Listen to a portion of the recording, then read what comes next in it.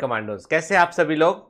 और अब हम cell the unit of life में जो है बिल्कुल आखिरी वाले हिस्से में पहुंच चुके हैं, जहां पर हमें न्यूक्लियस पढ़ना है और उसके बाद फिर ये चैप्टर फिनिश। ठीक है, देखो बेटा, है ना। और मैंने आपसे कहा था ना कि ये एक बड़ा सुंदर सफर है जिसमें हम सेल के अंदर जाकर एज ए टूरिस्ट बहुत सारी चीजों को समझने की हम कोशिश कर रहे हैं। हर एक कॉन्सेप्ट को हमने बहुत गहराई से समझते हुए आगे बढ़ रहे हैं। ठीक है, और इतना जानने के बाद जब हम एनसीईआरटी के पन्ने खोलते लगता है कुछ भी नहीं लिखा है, तो एकदम सिलेबस के समान है वो। ठीक है, बस यही कमांड चाहिए हमको नीट में 360 आउट ऑफ 360 स्कोर करने के लिए। यानी जब आप पढ़ते हैं ना तो आपको ये फील आना चाहिए कि आपका लेवल, जो आपका नॉलेज है, जो अंडरस्टैंडिंग है, it is greater than NCERT.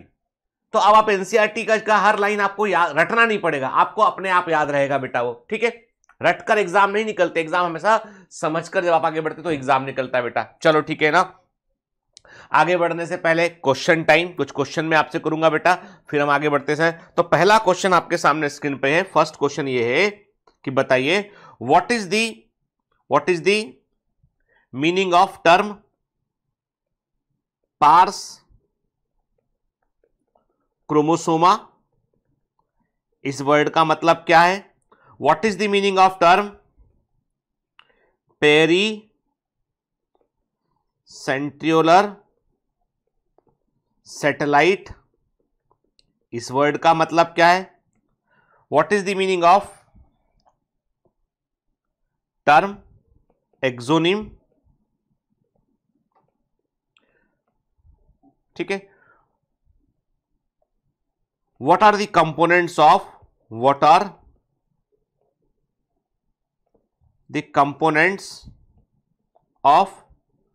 cytoskeletal, type of microbodies। चलिए 5 क्वेश्चन किए मैंने आपसे आज ना। पहला क्वेश्चन है पार्स क्रोमोसोमा क्या होता है। दूसरा क्वेश्चन है कि पेरी सेंट्रियोलर सैटेलाइट का मतलब क्या होता है। तीसरा वर्ड क्वेश्चन है एक्सोनिम का मतलब क्या होता है। चौथा है what are the components of cytoskeletal के घटक क्या होते हैं। पांचवा है टाइप ऑफ माइक्रोबॉडी के टाइप बताना है आपको। क्लियर? ठीक है, इन क्वेश्चंस के आप मुझे आंसर कीजिए, है ना बेटा। ठीक है ना। दीज आर दी क्वेश्चन जिनके आपको आंसर कर रहे हैं। और बिल्कुल एक्टिव रहा करो, बिल्कुल क्लास के साथ एक्टिव रहा करो बेटा, ताकि ऐसा लगे हमें कि हम वाकई में एक क्लास में बैठे पढ़ रहे हैं। देखो, सब मन के अंदर है, सब कुछ हमारे मन के अंदर है, हम जैसा मान लेते हैं वैसा हम करते हैं बेटा। इसलिए मान लीजिए कि आप एक एक्चुअल क्लास के अंदर बैठे हैं और वहां अपना, कल किसी बच्चे ने मुझे व्हाट्सएप पे फोटो भेजा कि उसका स्टडी टेबल है, सामने लगा हुआ है, बैठ के लैपटॉप है, पढ़ रहा है उसमें के। हमारा डेस्कटॉप का ऐप भी है, लैपटॉप में भी आप जो है वो ऐप को इंस्टॉल कर सकते हैं और देख सकते हैं लेक्चर। ठीक है, बकाया देख रहा है, नोट्स मारा है। उसने कहा सर ये मेरा क्लासरूम है और ये मेरे टीचर हैं और ये आप मेरे टीचर हो और मैं यहाँ पे बैठा हूँ स्टूडेंट के। और उसने अच्छे अच्छे कोट्स दीवार पे लिख रखे हैं। मतलब एक फील जो है ना कि कमरे में घुसते साथ फील आए कि यस, है ना, मैं कुछ मिशन पे निकला हूं, कुछ करने आया हूं मैं। ठीक है ना। चलिए, वैसा फील आपको भी आना चाहिए। आगे बढ़ते हैं। तो ये बार बार फोटो क्यों दिखाता हूं, मुझे बहुत अच्छा लगता है ये वाला सीन। ठीक है ना। तो पॉइंट ये है कि ये क्या सीन में अच्छा है, सीन में है कि बॉस बेबी जो है उसको बोल रहा है मुंह से बाहर निकालो, बेचारा वो मुंह से बाहर निकाल दिया। ठीक है, ऑर्डर मान रहा है। तो तुमको भी ऐसे ही डिसिप्लिन में रहना है। ठीक है, जो कह रहा हूं पढ़ना है तो मतलब पढ़ना है। ठीक है, क्लियर। चलिए, एक क्वेश्चन का और उत्तर दीजिए, लेवलिंग कीजिए। चलिए ना, लेवलिंग कीजिए, इंपॉर्टेंट है बेटा ये, है ना। बताइए ए क्या है, बी क्या है, सी क्या है, डी क्या है। एनसीईआरटी के अकॉर्डिंग लेवलिंग कीजिए, एनसीईआरटी के अकॉर्डिंग डायग्राम का लेवलिंग कीजिए। एज पर एनसीईआरटी डायग्राम का बेटा आप लेवलिंग करेंगे। ए बी सी डी क्या है ये बताइए। ठीक है, क्लियर। ठीक है, फिर बताइए मुझे एक क्वेश्चन और बताइए कि नॉर्मल सेल में जब हम न्यूक्लियस का अलग अलग शेप देख रहे हैं, एक में बड़ा हो गया, एक में छोटा हो गया, एक में जो है वो सेल का साइटोप्लाज्म और न्यूक्लियस दोनों बड़ा हो गया, तो ये किस कंडीशन को शो करता है? First, second and third. ठीक है, कुछ क्वेश्चन मैं अलग कर रहा हूं जो पिछली क्लास में डिस्कस किया था ना, रिकॉल याद हो जाए तुमको, इसलिए पूछता हूं क्वेश्चन। ये पहली वाली सेल क्या दिखा रही है, दूसरी वाली सेल कौन सी कंडीशन दिखा रही है, तीसरी वाली सेल कौन सी कंडीशन दिखा रही है, बताइए। ठीक है, क्लियर है ना। देखो, अब तक हम क्या क्या पढ़ चुके हैं। हम पिछली क्लास में देख चुके हैं बेटा outer nuclear membrane, inner nuclear membrane, nucleoplasm, nucleus, ठीक है ना, nuclear envelope, nuclear pore complex, सब हम देख चुके। क्या छूट गया हमारा? क्रोमेटिन पर बात नहीं किया अभी हमने क्रोमेटिन पर बात नहीं किया, बाकी सब कुछ हम पढ़ चुके, ठीक है ना। न्यूक्लियर पोर कॉम्प्लेक्स क्या होता है, न्यूक्लियस क्या होता है, सेट क्रोमोसोम क्या होता है वो भी देखा, ठीक है। फिर मैंने बताया मल्टी न्यूक्लिएट कंडीशन दो प्रकार से बनती है, फ्यूजन ऑफ सेल से बनती है। क्या बोलते हैं इस कंडीशन को? बताओ, चलो बताओ। जब multinucleate condition fusion of cell से बनती है उसे क्या बोलते हैं? जब मल्टी न्यूक्लिएट कंडीशन जो है वो जो है एक न्यूक्लियस के कई बार डिवाइड होने पर बनती है उसको क्या कहते हैं? दोनों चीजें मैंने बताई हुई आपको, याद है ना। अब मैं नाम नहीं लूंगा दोबारा, तुमको याद रखना है बेटा, ये क्लियर, ठीक है। आज हमें बात करनी किस पे बेटा? क्रोमोसोम पर बात करनी है। लेकिन एक बात मैंने आपसे ये भी कहा था कि जब भी हम क्रोमेटिन वर्ड यूज करते हैं, जब भी बेटा हम क्रोमेटिन वर्ड यूज करते हैं, इसका मतलब क्या होता है? डीएनए प्लस हिस्टोन प्रोटीन, है ना बेटा, ठीक है। और ये क्रोमेटिन जब कंडेंस होता है, ध्यान से बात सुनो, बिल्कुल बेसिक फंडा है, बेसिक फंडामेंटल एकदम क्लियर रखो। टिन मतलब धागा, टीन मतलब थ्रेड के समान, ठीक है। क्रोमा मतलब कलर, रंगीन, कलर लेने वाला, ठीक है, कलर्ड धागे। और ये किससे बने होते हैं? डीएनए प्लस हिस्टोन प्रोटीन से बने होते हैं। और जब इनको और कंडेंस करना पड़ता है ना, क्रोमेटिन को आप जब कंडेंस करोगे, जब इसको आप और कंडेंस करोगे तो बनता है क्रोमोसोम। लेकिन यहां पर आपको और कंडेंस करने के लिए आपको कुछ एक्स्ट्रा प्रोटीन की हेल्प लेनी पड़ती है। जब आप क्रोमेटिन को और कंडेंस करते हो तो रॉड शेप क्रोमोसोम बनता है। क्रोमेटिन को और, अरे यार ऐसे मत करो, मैं तुमको बताता हूं, ठीक है। तुम्हारा चेहरा देख के समझ गया हूं कि सर समझ में नहीं आ रहा है, ठीक है।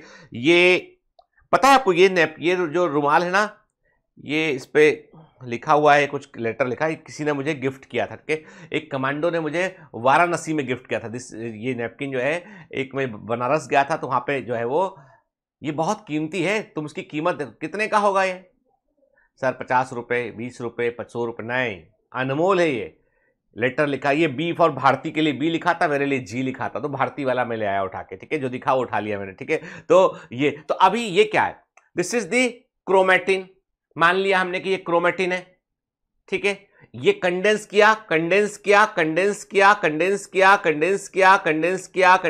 और ये बन गया है rod shape chromosome. This is chromosome.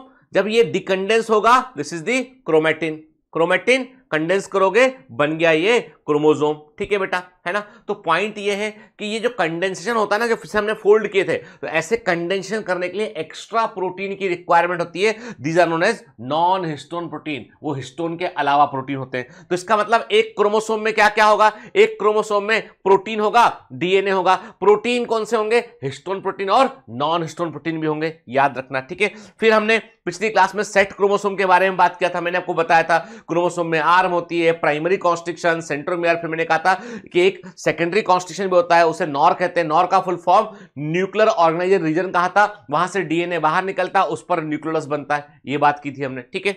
चलिए, तो अभी एक काम करते हैं, हम क्रोमोसोम को अच्छे से समझते हैं, उससे फिर ये सेट क्रोमोसोम भी और अच्छे से हमको समझ में आ जाएगा। एनसीईआरटी क्या लिखता है? एनसीईआरटी में लिखा है, you may recall that the interphase nucleus has a loose and indistinct network of nucleoprotein fibre called chromatin.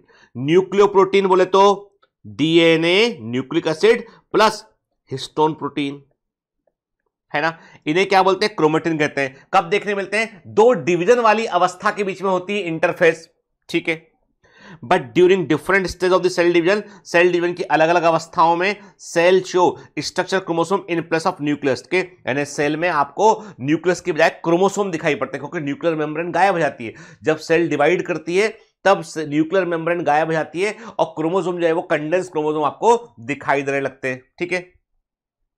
Chromatin contain DNA and some basic protein called histone, ठीक है। Some non-histone protein and also RNA, ठीक है। देखो बेटा, ये non-histone protein chromatin की packaging में help करते हैं, तो कंफ्यूज मत होना, ठीक है। नॉन हिस्टोन प्रोटीन क्रोमेटिन की पैकेजिंग में हेल्प करते हैं और कुछ मात्रा में आरएनए होता है, and this RNA is actually the transcripted RNA. ये क्या होता है? ये ट्रांसक्रिप्टेड आरएनए होता है। ये ट्रांसक्रिप्टेड आरएनए का मतलब क्या होता है? डीएनए की सूचनाओं को आरएनए पर कॉपी करना। ट्रांसक्रिप्शन कहलाता है। डीएनए की इंफॉर्मेशन को आरएनए पर उतारना, आरएनए पर कॉपी करना ट्रांसक्रिप्शन कहलाता है। तो ट्रांसक्रिप्शन मतलब है डीएनए की इंफॉर्मेशन को आरएनए कैरी करता है और फिर साइटोप्लाज्म में जाके काम करवाता है। तो ऐसा ट्रांसक्रिप्टेड आरएनए भी हमें क्रोमेटिन में देखने मिलता है हमको, ठीक है। A human cell has approximately 2 metre long thread of DNA. एक ह्यूमन सेल में, सिंगल ह्यूमन सेल में 2 मीटर लंबा जो है डीएनए थ्रेड होता है, जो 46 क्रोमोसोम के रूप में अपने आप को रिप्रेजेंट करता है, ठीक है। यानी 46 क्रोमोसोम, 23 पेयर क्रोमोसोम होता है। मतलब एक ह्यूमन सेल के अंदर क्रोमोसोम कितने होते हैं? 46 होते हैं, 23 पेयर होते हैं, है ना। और टोटल डीएनए कितना होता है? 2 मीटर के आसपास का डीएनए। और ट्रिलियंस ऑफ सेल है बॉडी में। साइंटिस्ट कहते हैं कि ट्रिलियंस ऑफ सेल है बॉडी में, इतना डीएनए है आपकी बॉडी में कि आप यहां से चांद तक जाइए, चांद को लपेटकर वापस डीएनए जमीन पर ले आइए। यहां से चांद तक जाओ, डीएनए को लेकर चांद को लपेट के वापस है, इतना डीएनए सोचो, ठीक है। मतलब बहुत सारा डीएनए, मतलब जो है अब ट्रिलियंस ऑफ सेल है, हर सेल में 2 मीटर डीएनए, आप कैलकुलेट कर लो, बहुत बड़ा अमाउंट है, ठीक है। तो पॉइंट ये है कि जो है, तो ये सारा डीएनए जो है वो छोटी सी सेल में जो है वो कंडेंस फॉर्म में होता है, क्रोमोसोम के फॉर्म में जो है वो सेल डिवीजन के समय क्रोमोसोम के फॉर्म में दिखाई पड़ता है। जब सेल डिवाइड नहीं कर रही होती है तो ये डीएनए क्रोमेटिन रेटिकुलम जाल के रूप में दिखाई पड़ता है। मतलब याद रखना बेटा, भूलना नहीं कि जब मैं कहता हूं क्रोमेटिन रेटिकुलम, इसका मतलब सेल क्या है? सेल है रेस्टिंग स्टेट है, सेल की रेस्टिंग स्टेट है, सेल ग्रो कर रही होती है इस समय। जब मैं कहता हूं क्रोमोसोम, इसका मतलब सेल क्या है? सेल डिवाइडिंग स्टेट में, सेल इसमें डिवीजन कर रही होती है, ठीक है। तो कुछ नहीं है, क्रोमेटिन थ्रेड कंडेंस होगा तो क्रोमोसोम बन जाएगा, जब डिकंडेंस होगा तो फिर से क्रोमेटिन रेटिकुलम बन जाएगा, ठीक है। क्या लिखता है एनसीईआरटी? एवरी क्रोमोसोम, हर एक chromosome visible only in dividing cell, अभी बनाया था हमने, ठीक है, देखा था अभी हमने फ्लो चार्ट में, ये केवल डिवाइडिंग सेल में दिखाई पड़ता है। एसेंशियली उसमें क्या होता है? एक प्राइमरी कॉन्स्ट्रिक्शन होता है जिसे सेंट्रोमेयर कहते हैं, और उसके दोनों तरफ जो है वो आपको डिस्क के समान स्ट्रक्चर दिखाई पड़ते हैं जिन्हें हम काइनेटोकोर कहते हैं, ठीक है। और इन सेंट्रोमेयर पर जो है वो दोनों क्रोमेटिड जुड़े होते हैं क्रोमोसोम के। अब समझो बात को क्या मतलब है। देखो बेटा, बोल रहा है आपसे कि एक नॉर्मल क्रोमोसोम देखोगे आप तो क्रोमोसोम में क्या है? ये आर्म है क्रोमोसोम की, ठीक है, ये सेंट्रोमियर है,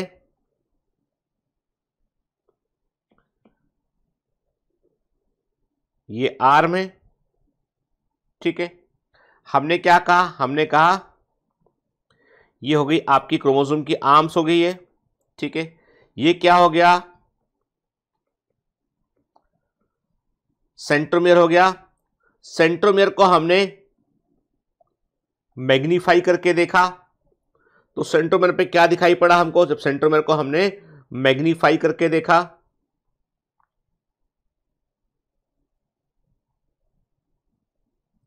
तो हमें क्या दिखाई पड़ा? हमें दिखाई पड़ा यहां पर ये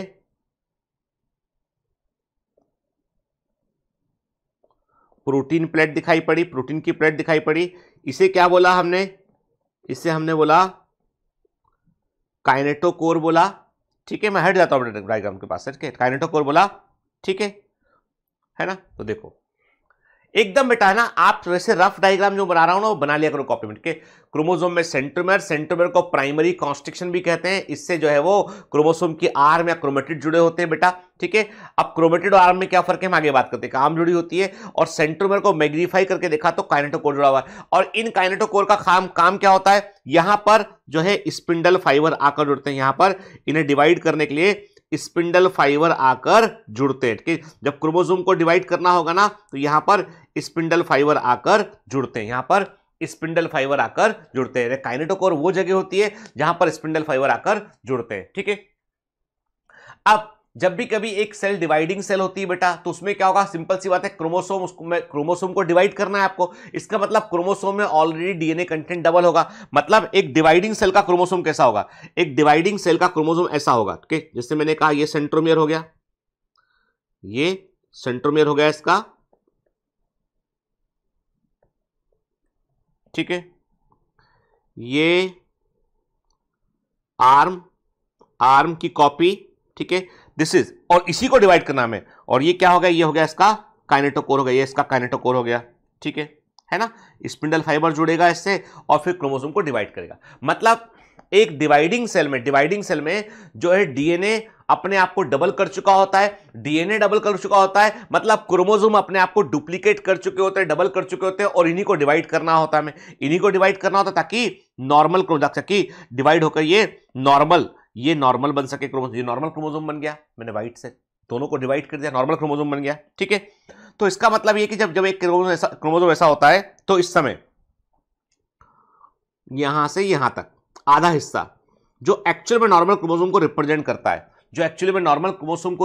करता है, वो आधा हिस्सा क्या कहलाता है बेटा, उसे बोलते हैं हम क्रोमेटिड। ठीक है, क्रोमेटिड कहते हैं। ठीक है, ये क्रोमेटिड है।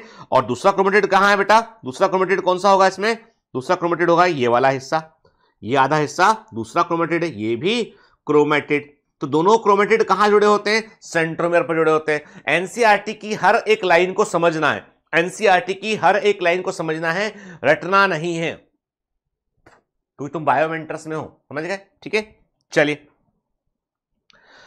एक बार फिर से क्लियर करता हूं कि क्रोमोसोम में बेटा सेंट्रोमियर है, उस पर आर्म जुड़ी होती है, और ये आर्म डिवाइडिंग जो सेल डिवीजन को जाती है उसमें ये आर्म डुप्लीकेट आती है, क्योंकि भाई इसके पहले जब भी सेल ग्रो कर रही होती है वो अपने डीएनए को भी डबल करती है, ताकि डिवाइड होने के बाद जो नई सेल बनेगी उसमें सारा कंपोनेंट बराबर हो दोनों सेल में, है ना बेटा। तो अपने आप को डबल करेगा ताकि वो दो हिस्सों में बराबर हिस्सों में बट सके वो। ठीक है, इसलिए हमको एक एक आर्म की कॉपी भी दिखाई पड़ती है, सब सेंट्रोमियर पर जुड़ा होता है, तो इसको हम क्रोमेटिड कहते हैं। ठीक है, चलिए तो देखो आप क्या देख रहे हो, ये काइनेटोकोर दिखाई पड़ रहा है। ठीक है, and this portion is the centromere. ठीक है, एंड दिस पोर्शन यहां से लेके आप करें, आप इसको यहां से लेके यहां तक, ये क्या है, ये है क्रोमेटिड। ये क्या है,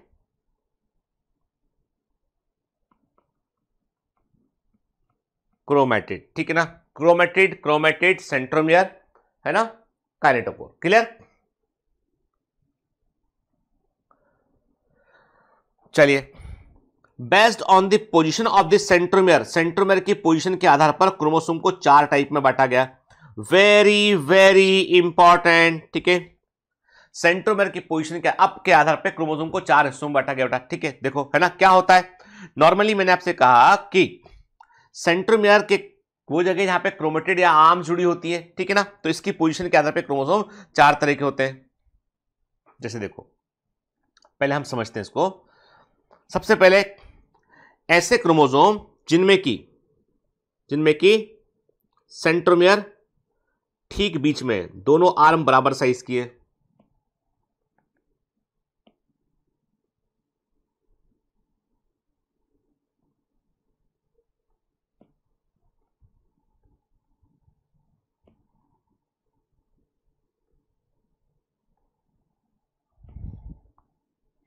ठीक है, बोथ आर्म्स आर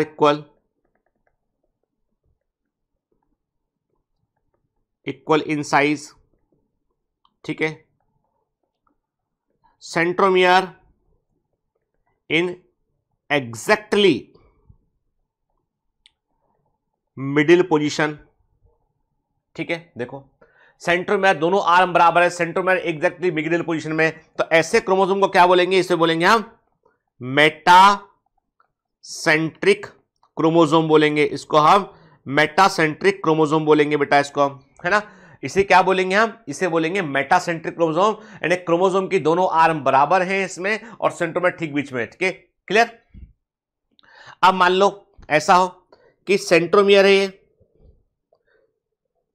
बड़ी आर्म, एक आर्म थोड़ी सी छोटी है, ठीक है ना, मामूली सा अंतर है। मतलब ये है कि जो है one arm is little larger than the another arm, एक आर्म, एक भुजा दूसरी भुजा से थोड़ी सी बड़ी है। ठीक है, यानी दोनों आर्म एग्जैक्टली इक्वल नहीं है। सेंट्रोमियर जो है वो एग्जैक्टली मिडिल पोजीशन में नहीं है, it is near by the middle position, बीच वाली स्थिति से ऊपर या नीचे। ठीक है, it is near by the middle position but not exactly in the middle position. के दोनों आर्म्स के पीछे मामूली सा अंतर है। ऐसे क्रोमोसोम को क्या बोलेंगे, इसे बोलेंगे हम सब मेटासेंट्रिक क्रोमोसोम बोलेंगे, इसे हम सब मेटासेंट्रिक क्रोमोसोम बोलेंगे हम, ठीक है, क्योंकि इसमें सेंट्रोमियर ठीक बीच में नहीं है, it is not exactly in the middle position, it is near by the middle position, both arms are not exactly equal, they are one arm is little bit larger than the another arm, एक भुजा दूसरी भुजा से थोड़ी सी लंबी होती है, दोनों आर्म एक बराबर नहीं है यहां पे। अब मान लो ऐसा हो सेंट्रोमियर है ना, दो आर्म छोटी हैं और दो आर्म बड़ी हैं यहां पे, ठीक है, दो आर्म यहां पर जो है वो, मैंने कहा दो आर्म यहां पर जो है वो छोटी हैं, दो आर्म यहां पर बड़ी हैं, ठीक है, मतलब ये है कि big difference in the arms, arms की लेंथ में काफी अंतर है, और जो सेंट्रोमियर है, centromere is near one and, एक सिरे के पास है, वो एक सिरे के पास है, ठीक है, इसे बोलेंगे क्या, इसे बोलेंगे हम एक्रोसेंट्रिक क्रोमोसोम, इसे बोलेंगे हम एक्रोसेंट्रिक क्रोमोसोम बोलेंगे। एक्रोसेंट्रिक क्रोमोसोम का मतलब है कि जो सेंट्रोमियर है वो एक सिरे के निकट है, इट इज सब terminal in position, it is सब टर्मिनल इन पोजीशन, ये सिरे के पास है, उप शीर्ष स्थित, इट इज सब टर्मिनल इन पोजीशन, ठीक है। अब मान लो ऐसा हो सेंट्रोमियर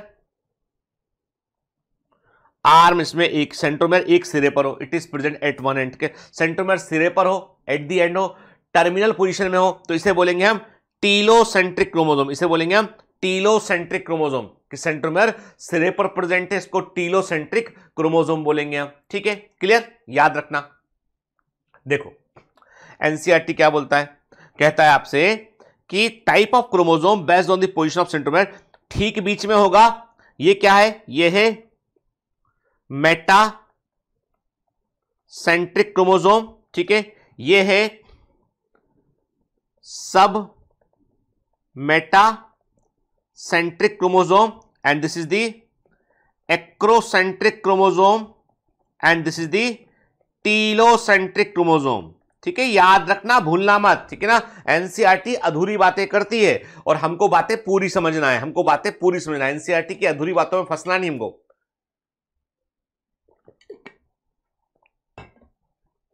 ठीक है, क्लियर।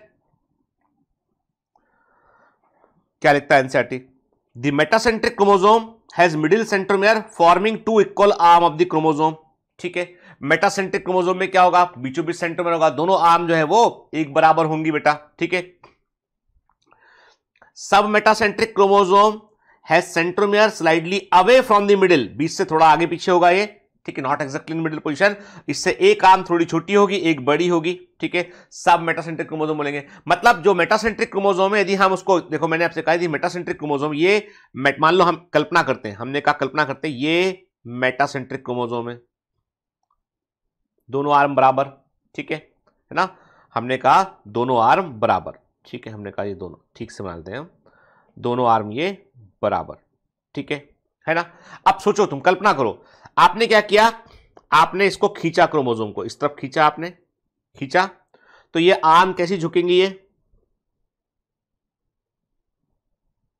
ऐसी झुकेंगी, खींचने पर झुकेंगी ना, अरे भाई खींचोगे आप, सेंट्रोमियर से पकड़ खींचोगे तो आर्म पीछे की ओर चले जाएंगे, आर्म्स ट्रेलिंग बिहाइंड, पीछे तरफ चले जाएंगे। आपको कैसा दिखाई पड़ेगा, ये वी शेप, वी में दोनों आर्म बराबर होती है, वी शेप।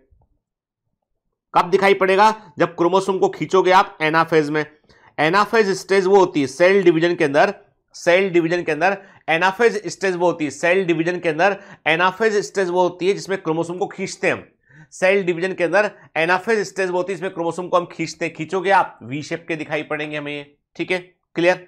दोनों आर्म बराबर होंगे, यहां पे आर्म डिफरेंस ना के बराबर होगा, ठीक है। आर्म रेशियो, कोई बोले आर्म रेशियो तो 1/1 इक्वल टू 1, आर्म रेशियो 1 के बराबर होगा। अब ये सब क्वेश्चन एग्जामिनर ड्राइव करता है, एग्जामिनर जो है आपकी दी गई थ्योरी पर क्वेश्चन को कल्पना से क्रिएट भी करता है कि मेटासेंट्रिक क्रोमोसोम का आर्म रेशियो क्या होगा, longer arm oblique smaller arm equal to arm ratio 1 होगा यार, दोनों आर्म बराबर हैं। आर्म डिफरेंस कितना होगा, 0, दोनों आर्म बराबर है इसलिए आर्म डिफरेंस 0। तो ये कॉमन सेंस की चीजें याद रखना है, ठीक है। मेटासेंट्रिक क्रोमोसोम से अब आए हम सब मेटासेंट्रिक क्रोमोसोम, इसमें क्या होगा, मैंने कहा एक आर्म थोड़ी सी बड़ी, एक आर्म थोड़ी छोटी, ठीक है। खींचोगे, जब इसे खींचोगे आप कैसा दिखाई पड़ेगा, ये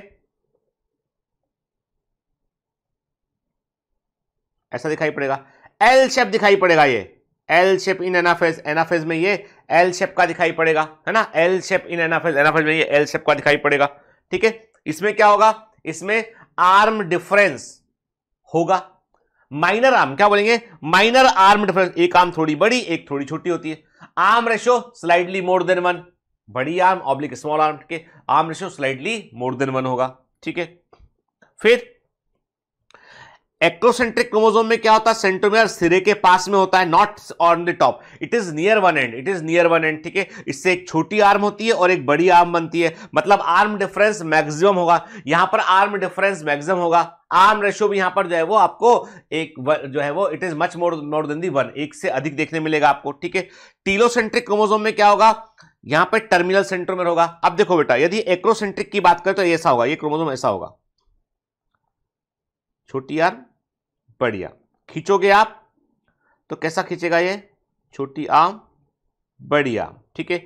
मतलब इंग्लिश लेटर जे शेप, जे में एक छोटी आर्म एक बड़ी आर्म, तो ये जे शेप का दिखाई पड़ेगा हमें, जे शेप का दिखाई पड़ेगा, कौन, एक्रोसेंट्रिक क्रोमोसोम जे शेप का दिखाई पड़ेगा, जे में एक छोटी आर्म होती है एक बड़ी आर्म होती है, ठीक है। और टीलोसेंट्रिक क्रोमोसोम कैसा होगा, वो ऐसा होगा, इसमें आई शेप या बोले रॉड शेप दिखाई पड़ेगा हमें, ये रॉड शेप दिखाई पड़ेगा, कैसा दिखाई पड़ेगा, rod shape chromosome is the telocentric chromosome, rod shape chromosome is the telocentric chromosome. गलती मत करना, यहां पे एक सिली मिस्टेक होती है, एग्जाम में पूछता है, एग्जाम में rod shape chromosome is known as, option है rod shape chromosome is known as, rod shape chromosome को बोलोगे, option A bacillus, option B cocci, option C spirillum, option D none of these. क्या answer लगाए, अरे rod shape chromosome बोला उसने, rod shape bacteria नहीं बोला, रॉड शेप बैक्टीरिया बोलेगा तो आंसर है बेसिलस, रॉड शेप क्रोमोसोम बोलेगा तो आंसर क्या आएगा उसका, टीलोसेंट्रिक, ऑप्शन में है ही नहीं नन ऑफ दिस। जैसे आप कैसे कंफ्यूज हुए, एक क्वेश्चन था डीपीएस में जिसमें कई बच्चों ने डाउट रेज किया, स्मॉलेस्ट बैक्टीरिया इज, सबसे छोटा बैक्टीरिया है, एक नाम दे रखा था, कुछ दो नाम दे रखा, तीसरा नाम डाइलिस्टर, चौथा नाम नन ऑफ दीज, बच्चों ने नन ऑफ दीज आंसर लगाया और बहस कर रहे कि सर माइकोप्लाज्मा होता है। अरे भाई, माइकोप्लाज्मा को माइकोप्लाज्मा इसलिए बोलते हैं क्योंकि उसको नॉर्मल बैक्टीरिया में रखते नहीं हम। एनसीईआरटी ने क्या लिखा है, बैक्टीरिया, माइकोप्लाज्मा, पीपीएलओ, समझ में ये बात, माइकोप्लाज्मा नॉर्मल बैक्टीरिया में शामिल नहीं करते हम, होते बैक्टीरिया ही है, वो होते प्रोकैरियोटिक के बैक्टीरिया की कैटेगरी में आते हैं, परंतु उनको बैक्टीरिया से अलग ट्रीट करते हैं हम, they are a separate group, ठीक है। लेकिन किंगडम मोडेना में बैक्टीरिया के अंदर ही रखते हैं इसको, तो नॉर्मल यू बैक्टीरिया जो होते हैं उनके अंदर ही रखते हैं, लेकिन जो है जब हम बैक्टीरिया वर्ड यूज कर रहे हैं मतलब we are excluding the mycoplasma, हम माइकोप्लाज्मा को एक्सक्लूड कर चल रहे हैं, ये सिली मिस्टेक होती है एग्जाम में, नियर बाय आंसर होते हैं यहाँ पे, तो वहां पे आंसर क्या था, डाइलिस्टर आंसर था, ठीक है। तो ऐसी गलती मत किया करो, क्वेश्चन को गौर से पढ़ा करो। तो यहां क्या बोला मैंने, rod shape chromosome is known as, option है बेसिलस, मत लगा देना, bacillus is a bacteria, rod shape bacteria के लिए वर्ड यूज करते हैं, rod shape chromosome is telocentric, याद रखिएगा, ठीक है। चलिए, कुछ क्रोमोसोम में एक आपको नॉन स्टेनिंग सेकेंडरी कॉन्स्ट्रिक्शन देखने मिलता है, नॉन स्टेनिंग सेकेंडरी कॉन्स्ट्रिक्शन देखने मिलता है एक कांस्टेंट लोकेशन पे, और इस छोटे से हिस्से को क्या बोलते हैं हम, सैटेलाइट कहते हैं, याद है, ठीक है। हमने बनाया हुआ था, हमने कहा था आपसे कि ये एक आर्म प्राइमरी कॉन्स्ट्रिक्शन, दूसरी आर्म प्राइमरी कॉन्स्ट्रिक्शन, फिर मैंने कहा था ये सेकेंडरी कॉन्स्ट्रिक्शन, और ये सेट या ट्रेवेंड वाला रीजन था, सेट या ट्रेवेंड वाला रीजन था, यहां से डीएनए बाहर निकल रहा था और न्यूक्लियस बन रहा था, याद आया, ठीक है। तो सेट, अब आप बोलोगे सर ये जो सैटेलाइट है, इससे जब हम बोलते हैं ये क्रोमोसोम कहलाते हैं सेट क्रोमोसोम, इन्हें बोलते हैं हम सेट क्रोमोसोम कहते हैं, क्या बोलते हैं, हम कहते हैं ऐसे क्रोमोसोम, क्या लिखा है, कुछ क्रोमोसोम में आपको एक नॉन स्टेनिंग सेकेंडरी कॉन्स्टिट्यूशन, जिसको आप कलर नहीं कर सकते, सेकेंडरी कॉन्स्टिट्यूशन देखने मिलता है एक कांस्टेंट लोकेशन पर, और ऐसे क्रोमोसोम में एक छोटा फ्रेगमेंट जुड़ा होता है, उसे हम क्या बोलते हैं, सैटेलाइट कहते हैं। तो सेट, ऐसे क्रोमोसोम को सैटेलाइट, सेट क्रोमोसोम कहते हैं। तो यहां पे सेट का मतलब सैटेलाइट नहीं है, यहां पे सेट का मतलब सैटेलाइट नहीं है, इसका मतलब क्या है, सेट का मतलब है साइने एसिड थाइमो न्यूक्लिनिको, ठीक है, सेट का फ्लो है, इसमें साइने एसिड थाइमो न्यूक्लिक एसिड यहां पर देखने मिलता है, इसलिए इसको सेट कहते हैं। अब ये बिल्कुल रिफाइंड इंफॉर्मेशन, ठीक है, याद रखना, क्लियर। चलिए, थोड़ा सा जो है हमको, अब एनसीईआरटी ने तो बता दिया अपना क्रोमोसोम के, एनसीईआरटी ने बोला भैया हमारे एंड से क्रोमोसोम पूरा हो गया, अब तुम्हारी समझ में आए चाहे ना आए, लेकिन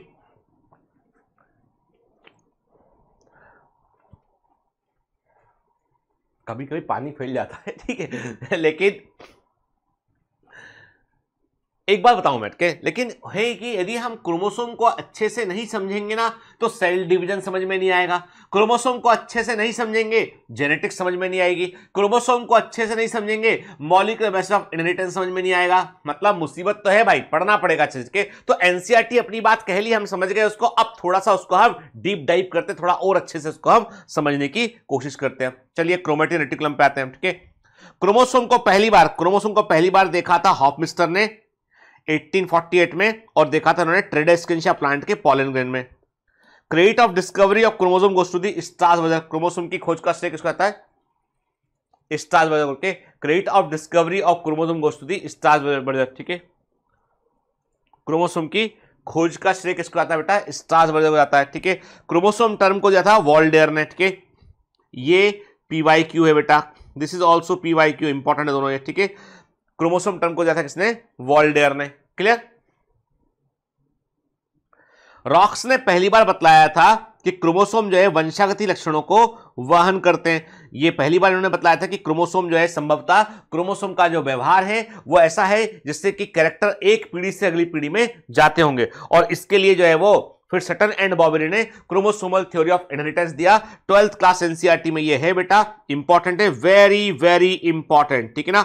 12th क्लास एनसीईआरटी में जब हम जेनेटिक्स पढ़ेंगे ना बेटा, principle of inheritance and variation, तब ये दे रखा है। सटन एंड बॉबरी ने जो है वो बताया, क्रोमोसोमल थ्योरी ऑफ इनहेरिटेंस को दिया। इन्होंने बताया कि जो भी कैरेक्टर हम अगली पीढ़ी में को भेजते हैं वो क्रोमोसोम के आधार पर आते हैं, and chromosomes are the vehicle of heredity.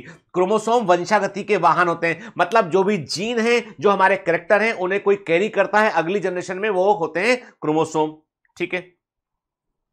Number of size और एंड साइज की बात करें, in gamete only one set of chromosome is present, के गैमिट में हम सब देखो, हम सब जानते हैं, हम सबका सारे एनिमल्स की बात करें हम, ठीक है, सबकी बात करें हम, तो सबका निर्माण कैसे हुआ है?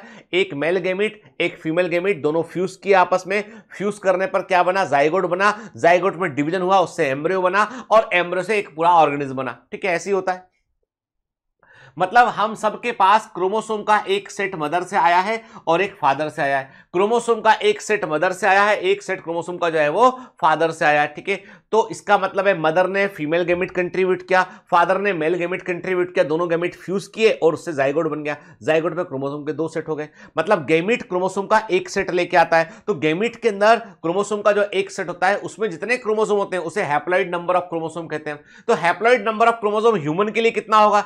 ह्यूमन के लिए, मनुष्य के लिए हैप्लॉइड नंबर ऑफ क्रोमोसोम कितना होगा भाई? ह्यूमंस में 46 क्रोमोसोम होते हैं 2 सेट में, एक सेट में 23 क्रोमोसोम हो गए, तो ह्यूमन का हैप्लॉइड नंबर ऑफ क्रोमोसोम कितना हो गया? 23 हो गया वो, क्लियर, ठीक है। चलिए, the number of chromosome in one set is known as haploid, इसे डिनोट करते हैं स्मॉल एन से डिनोट करते हैं, ठीक है। एन लिखा कहीं पे, एन नंबर ऑफ क्रोमोसोम मतलब हैप्लॉइड नंबर की बात चल रही है यहां पे। एन का मतलब क्या? वेरी वेरी इंपॉर्टेंट, याद रखना भूलना, एन का मतलब क्या बेटा? हैप्लॉइड। एन का मतलब क्या? हैप्लॉइड। के यदि मैंने लिखा एन नंबर ऑफ क्रोमोसोम मतलब हैप्लॉइड नंबर ऑफ क्रोमोसोम की बात चल रही है बेटा यहां पे, क्लियर, एकदम क्लियर। चलिए, फिर एक नॉर्मल सोमेटिक सेल में, एम्ब्रोनिक सेल में, जाइगोट सेल में, सोमेटिक सेल में जो 2 गैमेट के फ्यूज होने पर बना होता है, नॉर्मल बॉडी सेल जो होती है उसमें क्रोमोसोम के 2 सेट होते हैं। 2 सेट मतलब 2n बोलेंगे, 2n बोले तो डिप्लॉइड बोलेंगे इसको हम, है ना बेटा, ठीक है। क्रोमोसोम के 2 सेट होते हैं, डिप्लॉइड नंबर ऑफ क्रोमोसोम कहता है, 2n से रिप्रेजेंट करते हैं। तो ह्यूमंस के लिए क्या हो गया? 2n equal to 46 chromosome, n equal to 23 chromosome. याद रहेगा? याद रहेगा, बताओ बेटा, क्लियर, ठीक है। अब एक सिंबल और भी होता है बेटा, x। क्या होता है? हम क्या लिखते हैं? हम लिखते हैं कि जो हमारा मॉडर्न, ध्यान से बात सुन के, हम क्या लिखते हैं? अब यहां पे एक बड़ा उलझाने वाला कॉन्सेप्ट है, थोड़ा समझना बेटा इसको, के हम कहते हैं जो मॉडर्न व्हीट है, जो आधुनिक गेहूं है, जो मॉडर्न व्हीट है, इसमें होता है 2n इक्वल टू 42, ठीक है ना। हम कहते हैं and this variety is known as hexaploid variety. अब ये कैसे हुआ है? आप बोलोगे सर तो गड़बड़ मामला है। आप अभी बोल रहे हो कि 2n का मतलब है डिप्लॉइड, अभी आपने बताया 2n का मतलब है डिप्लॉइड। आप लिख रहे हो कि ये ट्रिप्लॉइड नंबर ऑफ क्रोमोसोम्स का 42 है और आप बोल रहे हो ये हेक्साप्लॉइड वैरायटी है। हम क्यों बोल रहे हैं बेटा? हम इसलिए बोल रहे हैं कि जो ओल्ड वैरायटी जिससे इसका उदय हुआ, जो ओल्ड वैरायटी थी उसमें था 2n = 40, मतलब n = 7 था उसमें, और उस वैरायटी से क्या हुआ, उस